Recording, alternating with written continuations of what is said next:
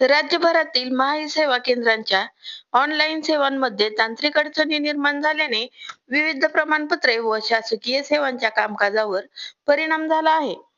त्यामुळे विद्यार्थी, पालक तसेच नागरिकांना मोठ्या गैरसोयींना सामना करावा लागत आहे.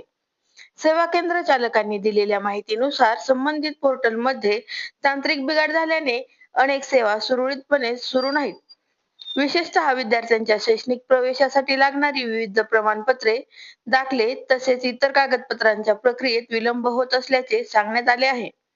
सध्या शाळा व महाविद्यालयीन प्रवेश प्रक्रिया सुरू असल्याने विद्यार्थ्यांची गर्दी वाढली असून सेवा बंद असल्याने पालकांमध्ये चिंता व्यक्त केली जात आहे. माही सेवा केंद्र चालकांनी नागरिकांनी स्वयं ठेवावा व तांत्रिक अडचणी दूर होताच सेवा पूर्ववत सुरू करण्यात येतील असे आवाहन केले आहे. दरम्यान संबंधित विभागाने लवकरात लवकर तांत्रिक समस्या दूर करून सेवा सुरळीत सुरू कराव्यात अशी ही मागणी नागरिकांकडून होत आहे. रणरागिणी न्यूज बार्शी.